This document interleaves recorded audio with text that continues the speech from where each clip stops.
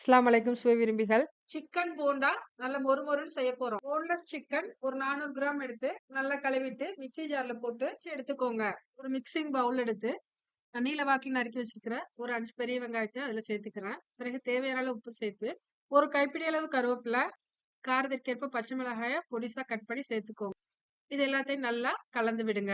1/2 table spoon மிளகாய் தூள், 1/2 table spoon மல்லித்தூள், 1/2 டீஸ்பூன் மஞ்சள் தூள், 1 டேபிள் ஸ்பூன் அரிசி மாவு, 1/2 டேபிள் ஸ்பூன் மைதா மாவு, 1 கப் அளவு கடலை மாவு, 1 டீஸ்பூன் கரம் மசாலா இதெல்லாம் சேர்த்து நல்லா கலந்து விடுங்க.